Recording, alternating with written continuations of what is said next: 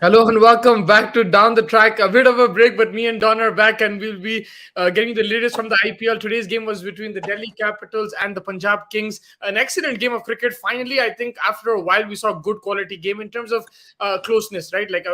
We do see quality cricket in this tournament, but I felt that this tournament was dying down. There's too many matches. But today was finally, I really enjoyed the game. It wasn't over till it was over, but a superb bowling effort from Delhi saw them defend the total of 160. Don, your thoughts on this game? Yeah, it was an interesting game. I think in terms of the closeness as well, I think Jitesh Sharma, kudos to him. I think he was fantastic. He kept them in the game. But when he got out, I don't think that there was any scope after that. Rabada scored a nice little six, but that wasn't good enough. I don't think. I think Delhi were a little bit more mature in the crunch situations, and that's why they ended up winning.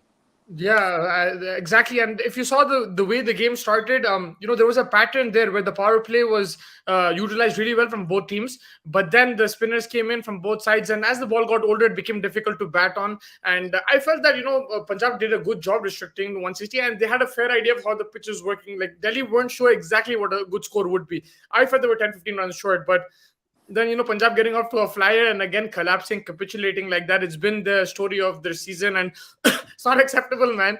There's a lot of Punjab fans who troll me for supporting Sunrisers, but Hyderabad. But we have two championships, and they have zero, and they had a much better squad than us. They were the happiest in the auction, rightly so, and not acceptable not to make the playoffs. I'm going to be a bit harsh, but No, I think I completely agree. I think that the owners have been criticized in the past, but the owners have done a good job this time. I think they've created a team that's well rounded. I think that they were, like you said, one of the happier teams coming out of the auction. It was very clear that Mumbai, Chennai, Hyderabad, these guys were not the happier teams, and that shows in the points table as well. These are the last three teams, but I think Punjab to not make the playoffs is a big blow for them.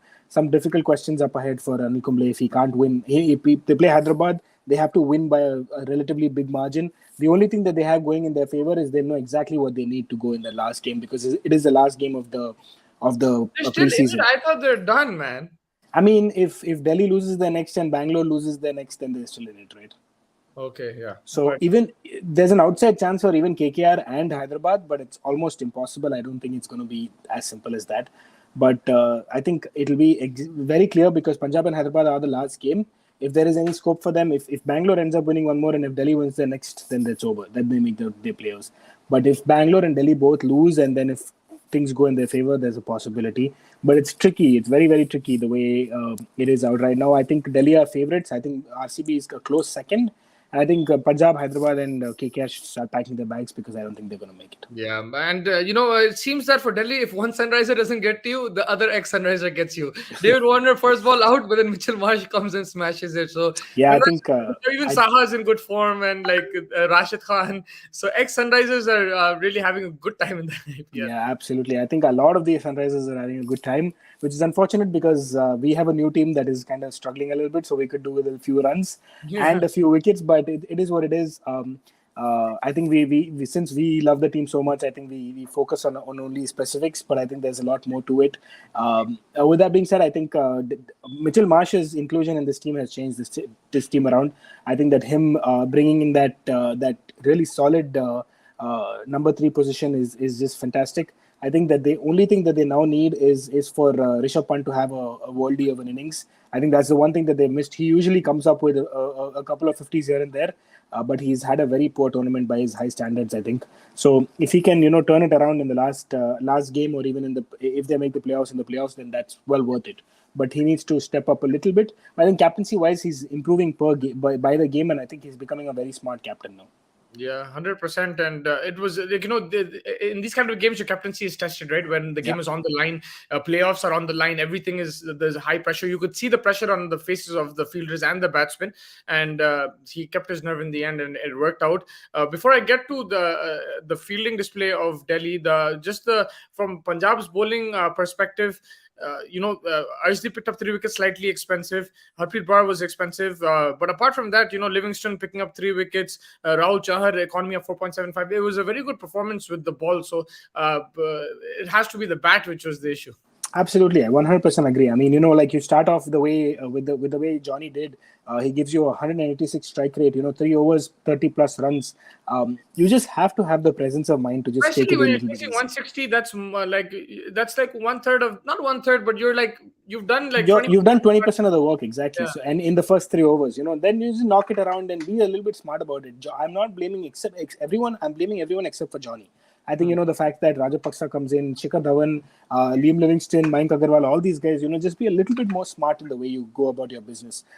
In the end, Jitesh Sharma just ran out of partners. If he had someone just helping him out a little bit, and this was Punjab's game to lose, and they ended up losing it. It is exactly what we have always feared about Punjab. It's Punjab doing Punjab things, and that's exactly what happened. And irrespective of whoever he make the coach, irrespective of the team, I don't know what it is, but the owners will be upset, and they have every right to be. Yeah, but I completely agree with that. And Jitesh Sharma tried his best in the end. Even Rahul Chahar, they kept them in the game, but it was a bridge too far. When you lose that many wickets, one wicket here and there, and the game finishes. That's exactly what happened with them. Absolutely, And absolutely. let's just talk about that spell from the spinners, Akshar Patel and Kuldeep Yadav. Akshar Patel, 4 overs, 14 runs, 2 wickets. Kuldeep Yadav, 3 overs, 14 runs, 2 wickets. I have to absolutely. I think fantastic. Hats off to both of them. Your boy Kuldeep is on another level. I think this is a fantastic season for him. Remember we were talking about it. If he can really get going, and if he can get a few games under his belt, still a pretty solid player, and he's shown above leaps and bounds. Where KKR had I don't want to say mistreated him, but he wasn't getting games or anything over there because they had moved on to Sunil Narayan and Varun Chakravarti as their primary spin bowlers. So it was very unfortunate, but I think Kuldeep has immense talent, and I really hope that he does well. I have the only criticism I'll give Punt is why doesn't he bowl him 4 overs? He almost always never bowls I him four agree. overs. I I think agree. especially when you're in that kind of a phase, I think you should both be bowling the next over as well. Yeah, I agree with that. Maybe he's like towards the death, he doesn't want to bowl the spinner. But like even once he bowled the last over, he picked up 2 3 wickets. It was, I think, against Sunrisers. So He's got to be a little bit smart about it. I mean, I yeah, think yeah, if you don't want to bowl him in the last four, you bring him in, and again, the 14th, 15th, because he's a talented bowler. He can manage even like not giving runs, and when the going gets tough, the tough get going. I think he's a fantastic personality. He has to be given the opportunity at least. yeah. And that ball to Livingston, man, that was beautiful. Like, I mean, of course, I love the guy. I have a personal bias towards him, but he's bowling really, really well. No, If absolutely, you put your absolutely. bias aside, like you said, the mental battle of like coming back after poor form or whatever, getting dropped, it happens, right? Like every player will go through ups and downs, but the way he's come back, it's been a very good story like that. And Liam has been in form. Liam has been the Big in-form wicket. batsman for Punjab. Yeah. So you have to give credit where it's due. I think Kuldeep has been phenomenal. I think Akshar has been like this for 3-4 Akshar years now. Patel, man, He's and these wickets suit him a lot. Akshar Patel, yeah, a bit when there's turn because he bowls it quicker. There's less reaction speed for the batsman, and you saw the way he was beating them. He was getting the ball to turn in, go out. Yeah. I felt Akshar Patel was on fire today. Absolutely, I think 100% he was fantastic in the way he went about his business. Hats off to him. I think Akshar Patel has been doing this consistently for Delhi now for 3-4 years. Yeah. So beautiful. I'm very happy for him. He's very that quiet kind of line and length kind of go bowler. You miss high hit kind of guy. But it's nice to see this kind of a player come of age, and he's been providing with the bat as well. He supported in the end to get them to that 160 level as well. I think he ended up getting not too many runs, but I think what was it? Those 17 runs that he got, I think in the end mattered a lot because they won by 17. So it's exactly the runs that mattered. Yeah. Those important things from Akshar Patel have been fantastic. I think Delhi looking the side that's creating that momentum going into the playoffs, and that can be always a dangerous side. Yeah, and especially the spinners are showing what they can do on these pitches, and they're going to get even more conducive to spin. The only thing though is that the games in Pune are done. Wankhede doesn't spin that much. Wankhede is more a swing bowling, and all the remaining games, except for I think one that's in Brabon, everything else is in Wankhede now. So just But something then to you think have the about. option of Nokia, you have Shardul Of Thakur. course, of course, yeah, You have options like both ways, so yeah. they can work with it. The Mitchell Marsh can provide you as well with the ball, and I think his form with the bat will be very pleasing for Delhi because if Warner's not there, this guy can step up. And yeah, I think that pretty much wraps it up. Your player of the match. They play Mumbai as their last game too, so they can really go hammer and tongs because Mumbai has been very poor this season. So go out there, take the win, and just take it in their hands and go and end up on that 16 points and in the top four. Yeah, hundred That would percent. be their way of going about it. Yeah, your player of the match. Play the match. Shardul Thakur, I think he important 2 wickets up top and important 2 wickets down below. Shardul Thakur, you went with yeah. I'm gonna go with yeah. He picked up 4 wickets. I'll probably go Akshar Patel, even though I want to say Kuldeep Yadav, but Akshar Patel, just because that economy was even a bit But better and than the 17 runs with the bat as well. and the 70 runs at the bat. So I'll go with Akshar Patel. Very quickly, tomorrow's game is kind of a dead rubber. Like even though you have hope and you are always like that, for me it's a dead rubber. Sunrise versus Mumbai. For us, it's more of a banter kind of game because we have friends who support Mumbai Indians and we support Sunrisers. But apart from that, it's not that big of a game. I think I just want Sunrisers to, even if they don't make it, if they finish on 14, I'll be happy. It'll be on net run rate. So it's fine. It is what it is. But I think finish off the last 2 games on a high. Just end up winning because I just don't want them to be losing too many games. They won 5 in a row and now they've ended up losing 5 in a row. So it's just not what you want to be seeing. So 2 more wins and then get ready for next season. A couple of small minor changes and they'll be ready. I think in terms of Mumbai, I think the Mumbai bring in Jofra. I think they've started to show some stability. They have a couple of wins now under their belt as well. So they're starting to look. No, they're gonna bring him. You're saying. Yeah, Jofra next season. Yeah, I'm just saying with them. For them, it's been over for them for a while now. So Yeah. for them, I think just bringing in Jofra, maybe 1 or 2 signings here and there. But I think they have now a team that, like the likes of Tilak Verma, the likes of Surya Kumar will come back in. They found a able replacement of Karan Pollard and Tim David, I think, and they have some options to play with. Kartikeya, Hrithik, these guys. These guys are good, handy. Kind of squad players to have and stuff like that. So this is a good side. I think they'll come back strongly next season. Yeah, and just on that, I was going to ask you for do you think Umran Malik should be rested? So I don't think so. I think you have 2 more games in the season. Just go all out and give him a chance. But maybe if you want to bring in a Kartik Tyagi, maybe you bring Just him for in. rest sake, nothing else, not a drop or anything, just for rest sake, because he's been playing the whole season. I think the fact that like me, maybe the Sunrisers think tank also want to end up with a outside chance if anything. They don't want to be going out trying to rest their important players now. I think. Yeah, and your players to watch out for tomorrow. I think for me, I think very important that Kane Williamson gets a good score. I think that's been one of the biggest problems for Sunrisers. Can I tell you what's everyone more else. important than that? What? That they don't sack him.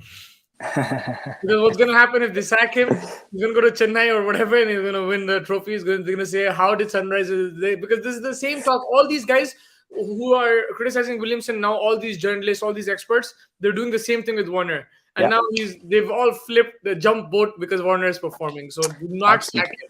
He's your captain. You stick with him.